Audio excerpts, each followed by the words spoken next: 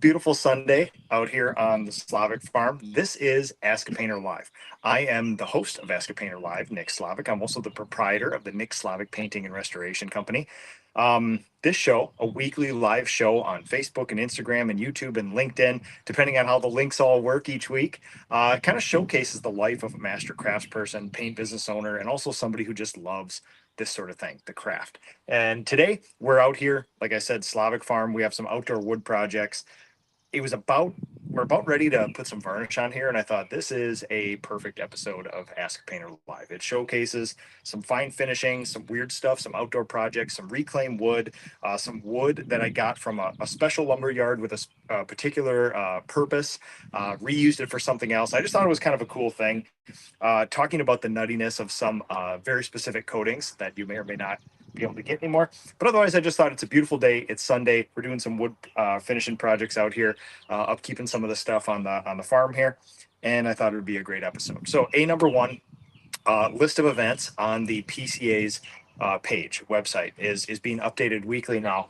I believe Women in Paint is on there. Commercial will be announced soon. Expo is going to be there. All that good stuff here. If you guys have any other questions as well, first off, check the event page, folks. Also, we're firing up a whole bunch of business accelerator classes as well too. So if you want to get in with a peer group, go through a boot camp of what it is to have a professional business, that's coming up here too. Otherwise, we are going to walk through the stages of this, and I'm going to put some varnish on some stuff. Just too beautiful of a day to talk business or any other things like that. So, number one. Wood projects outside. So we have a box blind in the back of the property. It's kind of like a luxury treehouse. It's a place where we hunt out of, but it's been made out of reclaimed wood from churches, from schools, from old houses. And one of the things that I love, almost more than anything else, is to take old wood like this. Now, this happens to be a piece of true 2-inch by 4-inch fir. Fir is a very common building material used here in the upper Midwest at the turn of the century, late 1800s as well too. This wood there's not a fresh cut end on this, but this wood is known for its crazy tight growth rings because this is all old growth wood. So whenever people salvage a church, a house, or something like that, if they haven't contacted me already, I usually give them a contact and say, just please don't burn it. Please don't throw it away. Let's save this wood. And I have 2 sheds full of old cabinets, trim, framing, things like that, because I love to use these things in my houses. And if you guys have watched the building of the Slavik house here or the box blind, it's almost all made out of reclaimed wood. And the reason I like this stuff is because you can't obviously buy this stuff anymore, at least in the quantities that I need it for. And what you'll see is that this wood was put into houses between 1880 and 1920, 1930, give or take. But so you think, well, it's 150-year-old wood. If you actually think about it, a lot of this wood was old growth and very mature, very large trees in 1880 to 1910 when they cut it down. So you're already looking at a 100 to 200-year-old tree that's now been sitting in a house for 150 years. So do some simple math. You could be looking at a 150 to 300-year-old piece of wood right here, just ancient stuff. And you can see this is actually a piece of framing. You can see all these cut nails in here as well too. Of these, let's see, that's a cut nail right there. This is a little more conventional nail right there. Old ancient cut nail right there. And you can see the lath. This is the side of the wall. This is actually a wall stud like this. And back in the day, when a 2x4 was still a 2x4, this is what they actually used to look like, rough cut. You can still see the saw marks from the big sawmill here. And you can see here where these dark marks are where the actual wood lath went on the wall. And then between there was a gap. And when they pressed the plaster into the wall, it would actually go in there and mushroom out. And that's called a key. And that would lock that plaster into the wall like this. So when you have loose plaster, it's typically because the walls have been moving, people have been disturbing it, those keys break off, and now your plaster is kind of live floating there. So you can see all the old nail holes here. What I typically do is I pull out all these nails, everything I can, denail them. Most of my saws and woodworking equipment will actually cut through the nails, but obviously it takes a toll on saw blades and things like that. But the beautiful thing is when you have a piece of wood like this and you process it, you end up getting something like this. So you can still see where the plaster in the lab were on this thing. You can see the old saw marks. You can get through that, but look at how tight those growth rings are on that thing. I mean, this is just insane. These houses and these churches and everything were built with furniture grade lumber, things that we would build furniture out of nowadays. So between a series of planers and sanders, I turn them into things like this. And these are actually going to be two brackets for our project that we're going to use here. These will sit underneath this. What we have right here is a big shelf, and we'll talk about that in just a second here. But this old fir is absolutely beautiful. And at the end of this, I will show you guys the color change that it goes through. So this wood is known for being bright, being pink, being just almost blondish colored until you put varnish on it, and it changes about 8 shades. And then over the course of 1 to 5 years, the UV will actually age it into something super deep red mahogany, like super rich. It can almost look like Brazilian cherry at some point like that too. So 2 brackets right here. But that started off as a chunk of something like this. Now, what's really interesting is that when I salvaged a whole bunch of houses around here, this ends up being fir. So we think about like framing lumber being spruce, pine, and fir, SPF as they call it. It's just white wood, usually very fast growing, fast to harvest. This stuff was obviously not that, but this was fir. Now, this is a relatively light wood, but it's a softer hardwood. I've actually salvaged houses around here where the house was framed with oak. And I found this one house near me in town. It was from the late 1800s, and the person had some water damage in the attic. And I saw that they were putting a whole bunch of scrap lumber, like old stuff that looked like this, out by the curb. So I went over and talked to him. I said, "Man, what are you doing? You got a home project going on?" This is a neighbor. And he's like, "Yeah, I can't get a nail into this wood or a screw into this wood." And that just piqued my curiosity because if you can't pound a nail into some wood or get a screw into some wood, you're probably dealing with some hardwood. So I started looking at the stuff and I sanded off a piece, and it ended up being all white and red oak. So this house was framed with white and red oak, and it was absolutely awesome. So I salvaged a bunch of that, and then you guys actually saw me use that. I processed all that wood. I made it into the stand-up desk in my war room in there. So that's all 150 to 300-year-old oak that was the framing of a house that's been reclaimed into that stand-up desk, and that desk can go on indefinitely now. So good morning, everybody. Patrick, how are you doing this morning? Yeah, so basically that is the old framing stuff there. Now, what you see here is a shelf. There's some notches cut out of it right here. For those of you who follow along, I have this box blind. It's like a luxury tree house. It's where you hunt out of. It's all made out of reclaimed wood from these churches and schools and houses. And it's got a little wood stove, a fireplace in there, drop down windows so we can observe and hang out and then hunt out of there. But we needed a shelf for it. And so I went through my shed of wood yesterday, took some rough measurements, and I was just looking for a special piece of wood to use out there. And what I was looking for was, I was thinking I was going to use some more of this stuff, process it, glue it up, and make a shelf out of it. But needed a 6-inch piece of wood, at least 88 inches long, to go almost to 8 feet, from one end to another. And what I did find was this stuff. This is white and red oak glued up as trailer decking. And it starts life as something like this. They take strips of white and red oak, and you can see they put a groove in here, tongue and groove. And then so when you have big planks, I think these things start their life off as probably 18-inch planks. This one was cut down. And if you guys will remember, I actually have a 10-foot conference room table made out of this because I thought, oh man, I want some really unique wood. So I went to a Sywicks lumber yard, a super old timey lumber yard where they actually process wood. They have a whole bunch of crazy hardwood right down the road from me, and they have a whole bunch of weird stuff. So sometimes I go in there with a loose idea of what I want, and I go there and they have 18-inch slabs of this solid red and white oak, already glued up, already flattened. It's got some inclusions and stuff on here, but I ended up using some wood glue and some dust and some filler to do that. But they are, legitimate, like 5/4, 6/4 thick solid oak like this, and they're very inexpensive. And they actually use this stuff, tongue and groove, for decking of like lowboy trailers because it's insanely hard. It's got some grip to it, and it doesn't wear away. This is one of the hardest woods you can get, white oak, bur oak, and things like that. So this started life like this, and I had an offcut 6 inches when I ripped one end of my table like that. And I forgot I had it, and I found it back in the shed, and it's exactly 6 inches, and it was like, huzzah, there we go. Nice long glued up piece already. So we'll just process that. I cut notches out. So in my box blind, there's actually corner pieces there that cover up some corner joints like that. So I notched it around there. And this will end up being the finished side right here. That'll sit right underneath my window here. This is very heavy. This is probably a 15, 18 pound piece of wood like this. I made some support brackets exactly for that reason. So those will end up sitting here, you know, something like that right under there, just to give it a little extra support. It'll also give me a chance to screw into the studs of my box blind, screw into the actual shelving itself there too. So yeah, other than that, we've used a variety of finishes on the box blind. So I used a exterior marine grade finish on the outside, a bunch of coats of that, and that gives it that rich kind of look. On the inside, I used a standard interior dull finished varnish because we didn't need that sort of UV, and we didn't need, we didn't need that extra protection, because the inside is just a protected place, and it's, I don't know, it just looks easier. It's easier stuff to work with as well too. It's a little bit harder finish, a little more fine finish as well too.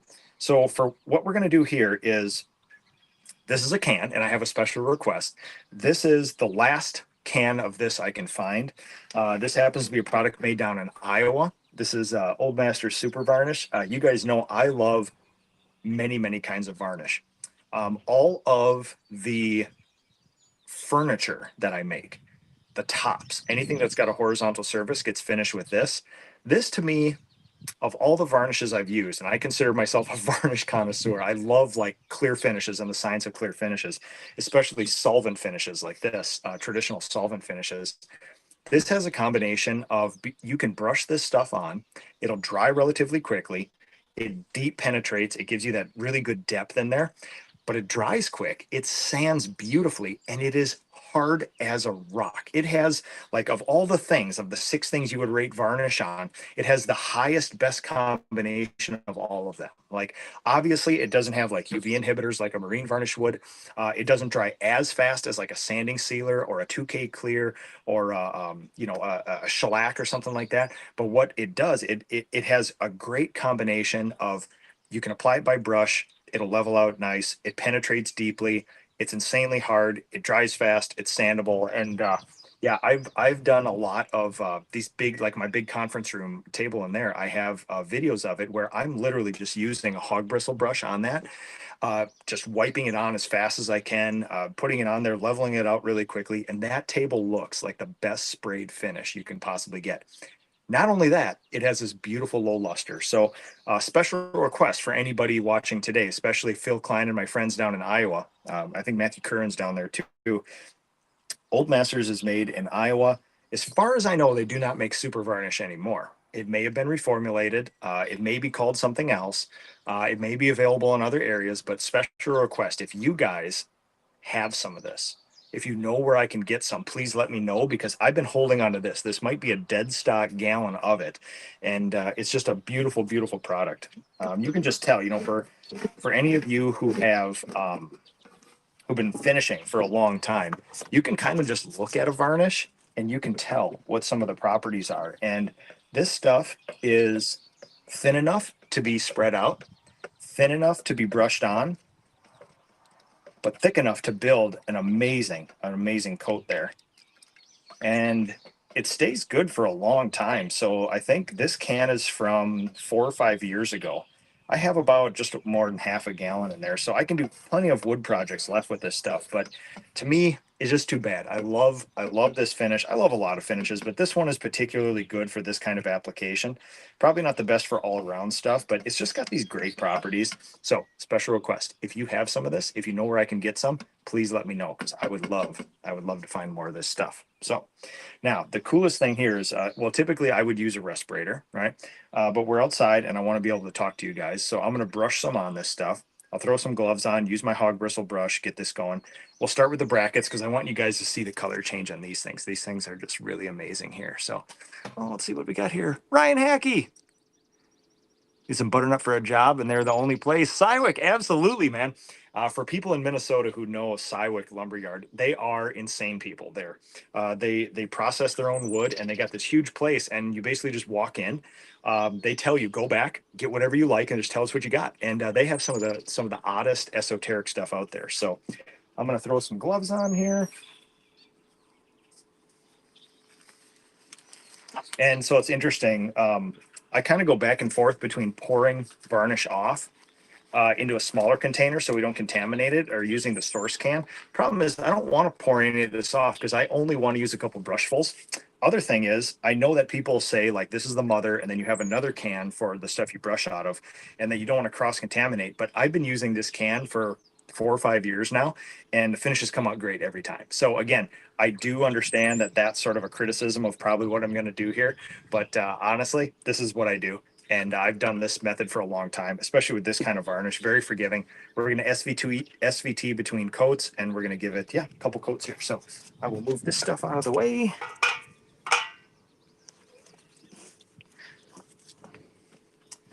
All right, and we are going to set this up on its side first. Oh man, it's a beautiful thing. Just loading up all those bristles. So the reason that natural bristle brushes work better with solvents and thinner stuff is that natural bristles, like hog bristles, which are actually the hair of hogs, and there's some synthetic ones now, but they're actually hollow. And they will actually hold solvent-based finishes or thinner finishes a lot better. So when you think about a deck stain that's really thin, like a penetrating transparent deck stain, you're doing a spindle and a couple of these things flick when you have a nylon brush and it'll shoot stain on the side of the house. This, you'll still do it if you really want to, but it highly prevents that sort of thing. So general idea when working with 3D pieces where you do all the sides, I like to finish the backs first, because what I'll end up doing is I'll be resting them here. So they only have 2 points of contact and they'll be resting on the back side. So I'll be doing, let's see, where's my camera? There we go. Look at that. I want to talk about a color change. That is pretty amazing. And then one of the coolest things to see is that over the years, this will age and it'll just get deep and deep and deep to the point where our last house was a historic home in New Prague, and the floors and all the trim was this, and the stuff that had not been touched was the deepest ruby red. It just ages, ages, ages. It's a beautiful thing to see. And of course, when you brush it on, you never go like this against the grain, because you get a big drip like that. So when you come to a corner, you always brush away from it like that. I'm gonna move my can here, so I have to keep going back and forth. And especially with this fur, what I'm gonna do is really, really saturate that end grain, because this is bare, old, ancient wood. And yeah, you just want to see that stuff soak in there. Now you can see like the amplified growth rings in there. It's just beautiful. And this stuff, I wish you guys could smell it, because when I process this, this still has a bunch of that old tannin and resins and oils. It is a conifer, and so it has that beautiful, beautiful smell with it as well too, almost like an air freshener. See, and then we'll see the difference between some of the fresh cut wood here. This is wood that was sanded highly, but I didn't cut it fresh. This wood is where I cut it fresh to get that angle on my little bracket right there. Well, here we go.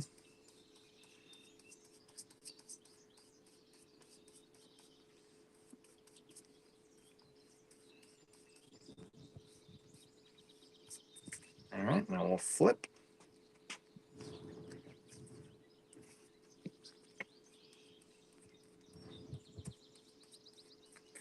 And the good part is with this stuff, this wood is so porous.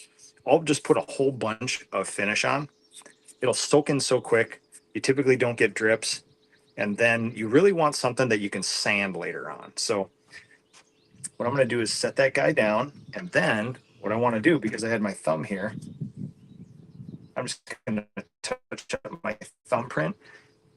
Make sure I just don't have any big blatant sags right there. And we'll go to the next one. For people who love the craft too, this is some of the best therapeutic kind of stuff you can do. Birds singing in the background, beautiful day. So you're almost like puttying this stuff on this side here. You can see there's a knot that was running through this board. I actually cut it there. It's really cool to see that old grain. I like doing edges first, because there's a money side of every piece of trim, every board, and it's typically those. And especially with like door casings and things like that, I like doing all the returns. I like doing all the edges. I like doing all the stops. And then the face side would be the casing. You always want to finish with that, because if you do end up getting a flaw or a run when you're hand finishing, you don't want it to be on the face. You want it to be somewhere that's a little bit hidden. Okay, just get rid of my excess here. Set it down. I'll touch up my thumb.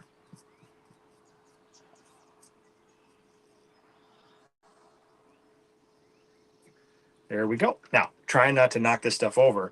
Like I said, I like doing the edges first. So we have the bottom right here. We have the edges here.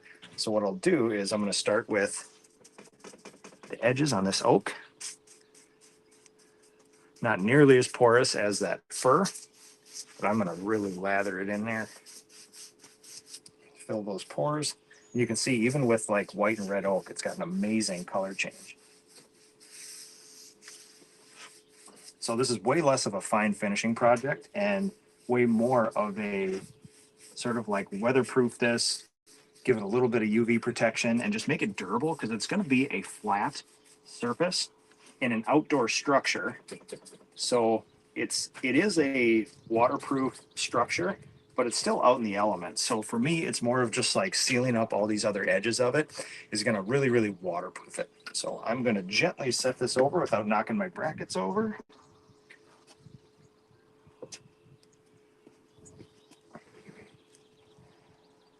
I want to do the other edge.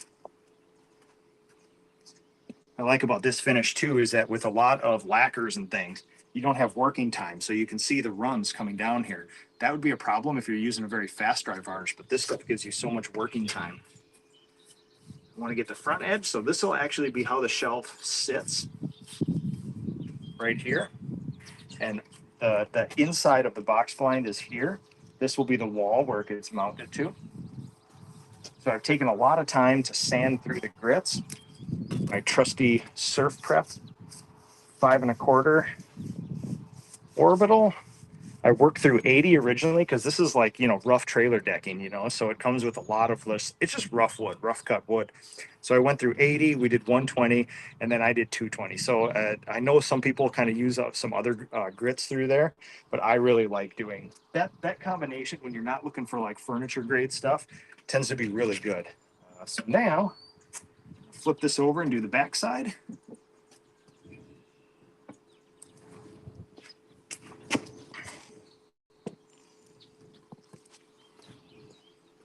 So this side, I spent probably 5 or 10 minutes less sanding, just because it doesn't need to be perfectly sanded like the front. Again, brushing away from the edge. Now where we can lay this stuff on like paint, really start building those coats.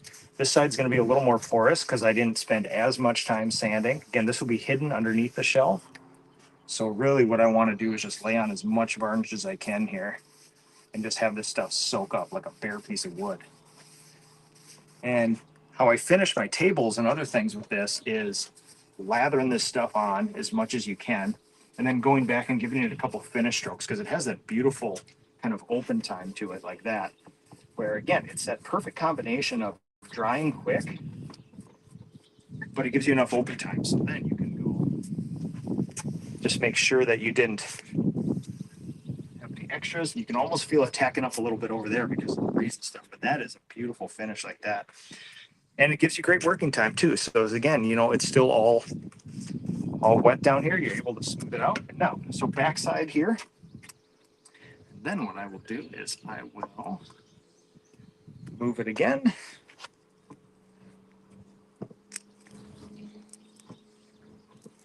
Now we'll work on the front side.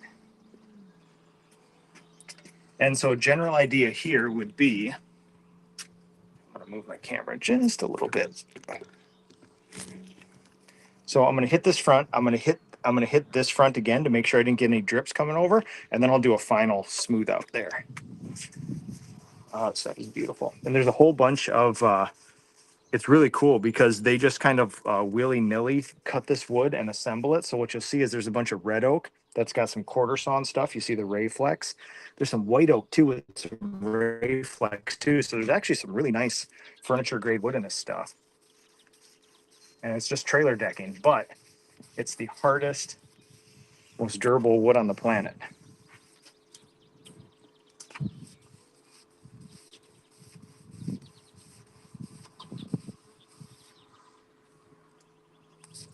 We got a knot right there. I'm just gonna fill that sucker up, level that out, because my experience with a bunch of this wood is you can level it out with a bunch of finish like this, and it'll end up soaking in there. Okay. Nice little finish stroke here. I like going one way, just in case.